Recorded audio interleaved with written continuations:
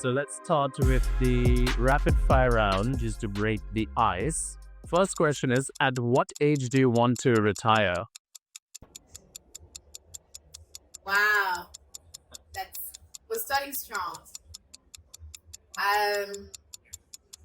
65. How long does it take for you to get ready in the mornings? 15 minutes. Most embarrassing moment of your life? Embarrassing. Learning English. I'll say learning English. Okay. Favorite color? Turtle. What time of day are you most inspired? Very inspired at 8 p.m. How many hours of sleep can you survive on? 3. The city in which the best kiss of your life happened? Person. Pick one. Mark Zuckerberg or Sam Altman? I'll go with Mark Zuckerberg. How do you relax? Dancing. How many cups of coffee do you drink per day? 0. A habit of yours that you hate? I love ice cream all the time. The most valuable skill you've learned in life? Resilience. Your favorite Netflix show? Squid Game. Are you an early riser or a night owl? One word description of your leadership style? Driven. Coffee or tea to kickstart your day? Tea.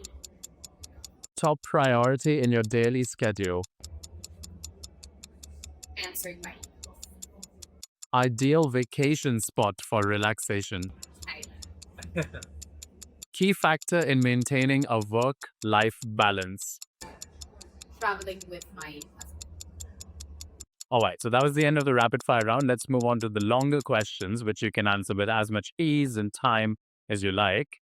The first one is, you worked across Africa, Europe, and the US in innovation and education. How do cultural differences shape entrepreneurship in each region? I would say that cultural differences are definitely present, in the sense that I think there's the concept of entrepreneurship by necessity and entrepreneurship by choice. And in many ways, I think in Africa, what I've seen is a lot of entrepreneurship by necessity because they rely on entrepreneurs to create opportunities for the broader economy at large, and because the government cannot sustain all of the challenges that these economies are facing. I think obviously, in a place like Europe, you're looking at a lot more entrepreneurship by choice, and in many ways, it's not necessarily always a choice that you make.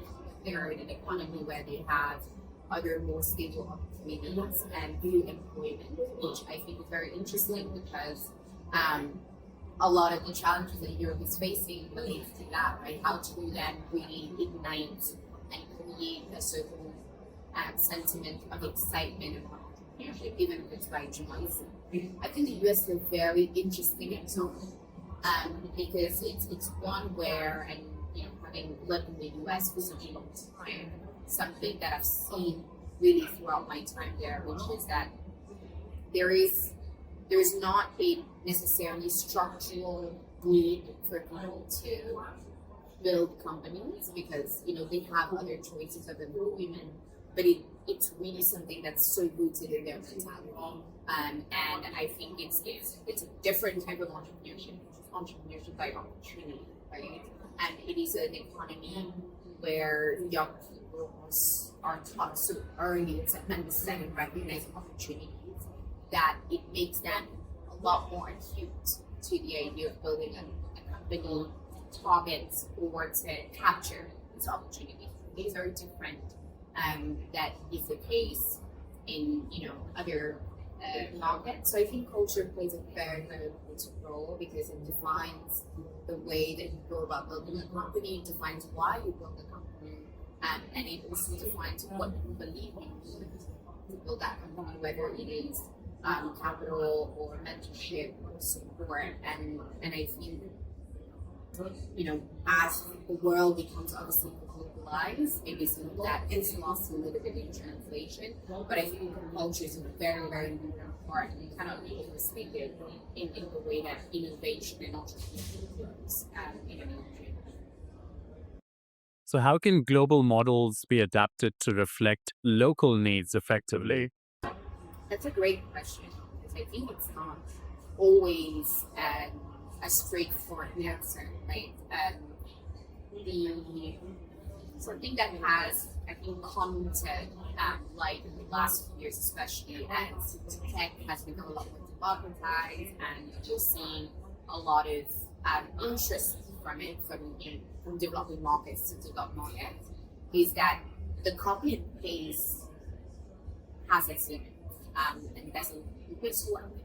That doesn't mean that there's not something to be learned across markets. So it's more a matter of what about this model can be replicated in this market and what about it cannot.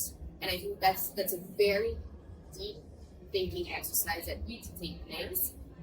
And often I've realized actually the reason why it doesn't happen in the first instance is when you encounter a product or service in the market and your first instinct to replicate it in your domestic market comes from your experience, your personal experience with that product or that service.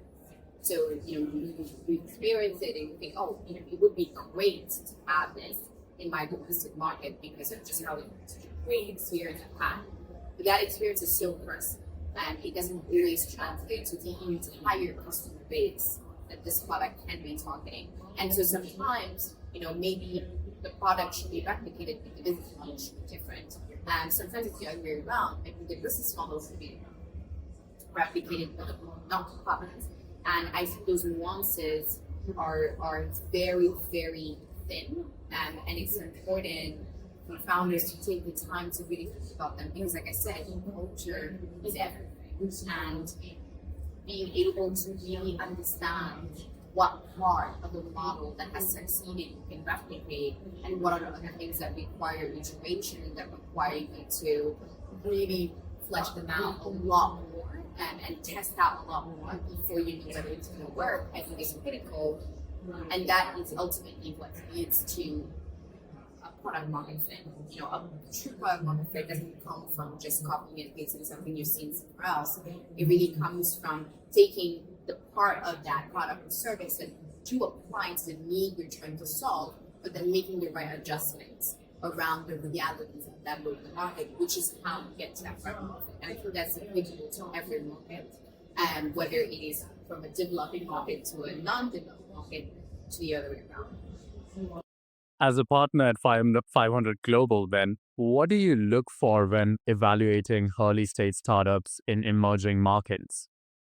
So the first thing for me that's incredibly important is the team. And what I mean by team is their qualification to be solving for the problem that they have identified. And second, their understanding of that problem. Often, I say that it's more important to be in love with your problem than it is with the solution, because the solution will more than likely pivot and change over time, but the problem you're solving might remain the same. And I think that's not always, as intuitive when you're building a company, because you may be so in love with the product that you built that you might not be able to see that it requires pivots and iterations and still solve the problem that you're targeting. So a team that truly understands the problem they're fixing and that has the qualification capacities to solve for that. That's one. Second is their ability to execute with minimal resources. So often, by the time that they come to investors, I think it's very important to have demonstrated that you're capable of executing and of getting something out of the market before getting money for it. So I think this concept often of, you need to raise money to start, and I don't think it's really accurate. I think it's really important to demonstrate that you're able to build something even with minimum resources, because you can tell to the investors something about your execution ability, which is part of that assessment. And then the third part is the size of the opportunity, the size of the market, the size of the opportunity. There are many problems to solve out there, but only some problems have that level of scale that will really help a company grow exponentially. And so really sizing the opportunity, really understanding how large, how big is this opportunity that this company is solving for is important in that assessment of how likely you are to really back a winner that will scale. And are there any red flags in marketing or positioning that cause concern? When it comes to red flags in marketing and positioning, I think it's important for the founders to think about their marketing and their positioning again through the lens of what they have been able to do and execute. So I actually heard on a talk recently someone say that if you haven't built anything, you don't have anything to market, you don't have anything to fundraise from because you haven't built anything. And I think that's really important, which is that of course, especially in our day-to-day of social media and digital tools, there's a very strong emphasis on positioning and public profiling and marketing, which I think is fair because the companies need to be able to get the word out of what they are building so that they can attract the right investors and the right clients and customers. Now, I think it's very important to put the foundation of that marketing on the work that has been done and the work that is being done, and less so much on, I know we always talk about storytelling and narrative, and I think that's important. How you frame something is important, but you have to have something to frame. Right? Framing and storytelling for nothing is only buying some time to a very embarrassing situation when people actually realizing there's nothing there. So I think always market from someone, make sure that you're actually doing the work behind the scenes, that you're getting traction, that you're executing, that you're progressing, that you're moving forward, so that you have something to show, and so that you can really back that storytelling and that marketing to your best advantage. Marketing budgets are often limited for early stage startups. What's the smartest way to prioritize spend? That's a great question, actually. I think first, always, the effect of word of mouth is tremendous, and we underestimate that, especially, I think in more developed economies, the idea of word of mouth is no longer as successful because these are very, globalized cities where communities are no longer as tight as they used to. But in developing markets, I think that word of mouth is still very powerful because being able to really show that your product is doing what it says it will do, and that it is trusted by members of the communities who then go and recommend it to others, will always be more powerful than any billboard or any TV ads that can go on TV. So I think in emerging markets, that word of mouth, that trust in the community, making sure to use the channels that people give a certain level of reliability and credibility to, is a very cheap and effective way of making sure that you're getting your message to the right people and that you're doing it in a way that gives you credibility. I also think that, obviously in more developed markets, like I said, more now decentralized communities, social media plays a very big role. I know that people feel the need to invest quite heavily in social media campaigns, whether it's Instagram, Facebook, TikTok, and very similarly, doing the same thing with, I wouldn't say that TV ads. So I know that, social media has been a very important part of advertising, whether it's through Facebook, Instagram, TikTok, and very similarly with other digital ways of going about trying to get your product out there. I would say that not only And maybe billboards is still happening as much, but the bulk of it today really happens and takes place on social media. And so I urge people and founders and entrepreneurs to really consider what are the ways in which they are leveraging these social media campaigns, and where exactly are they investing their dollars, and for their dollars, what is the return on that? And especially when it comes to ad, how much are you spending on content versus new distribution? And I would actually argue that I think content is very important. The quality of the content is as equally as important as the distribution, because if the wrong content is getting to potential end users, then you actually hurt your brand more than anything. So, really take the time to think about how to do these campaigns very intentionally. Also really thinking about, especially with TikTok, it's become a different way for now young generation to look for advice and content and recommendations of restaurants and places to go. I think it's very, very important to be able to communicate very well to that community. And that it's not necessarily ads, right, that do that. It's, again, the quality of the product. So your best marketing will always be the quality of your product. And if you're able to really work on that quality, then you will get the right channels to be able to share that experience, because it will always be way more valuable marketing than any paid campaigns that you can have out there. African founders are increasingly visible on global platforms. How can they leverage personal branding to elevate their ventures, Zubi? I think part of it is making sure that their stories are told. Obviously, I think a lot of founders who are building on the continent may not have as much access to, the visibility and the type of events where they can actually share their stories. There's quite a number now of events that do take place in Africa, which is great, because again, these are the platforms where you share their success and what they're building. I will always encourage them to use all of the best free ways to be able to share their stories out there. So obviously some of them we have the capacity to travel abroad and come to international events so that they can do that. But those that don't, again, today social media is democratized, right? So leveraging social media to be able to share your story, to share what you've built, but again, what you've actually built. So making sure that by the time you're able to put your story out there, you've done something that you can show it for is very important.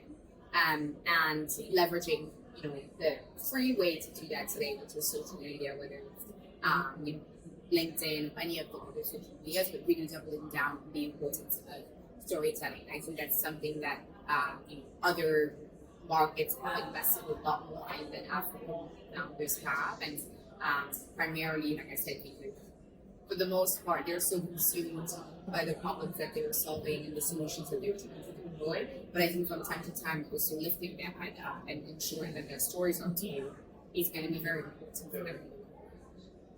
What trends do you see in African tech startups successfully penetrating international markets?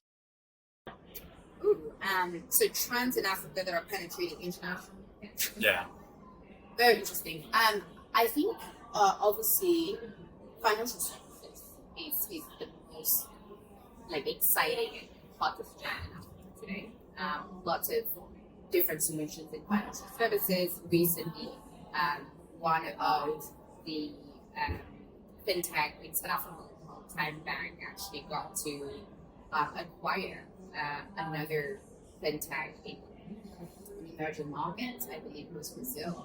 So we are definitely seeing that because Africa has had very limited financial infrastructure in the past, they're able to truly leapfrog a lot of the quote-unquote traditional financial services, whether it's debit cards, whether it's bank accounts, to really jump into a lot of these new financial services that are completely focused on convenience, low cost, and fast transactions, as well as secure. And so I think we'll see more of this trend of fintechs in Africa really being able to actually move some of their services to other markets as well, because they're really able to tap into that next level of utilizing mobile money, utilizing digital wallets, really thinking about cross-border payments, thinking about ways to do cross-border payments in the cheapest possible way and fastest as well. So I think we're going to see that happen more. I think another that we're going to see is data. So, Africa is home to more than 1 billion people in the coming years. And so what that means is that, and most of those are young people, so an increased amount of data that will continue to be generated by consumer behavior, that one more, I think we'll see more companies coming out of Africa that are actually providing access to that data to larger companies across the world.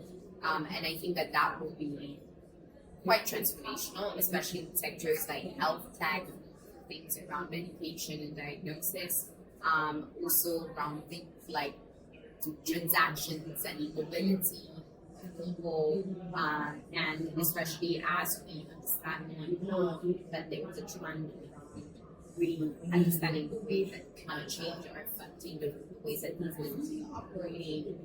Again, having access to that data from what's happening in Africa. So I think we're definitely going to see that potential open up a lot more than it currently is. And I think AI will strongly contribute to Africa being able to build out teams that are a lot more efficient in being able to get that data collected, processed, and then basically fully monetized.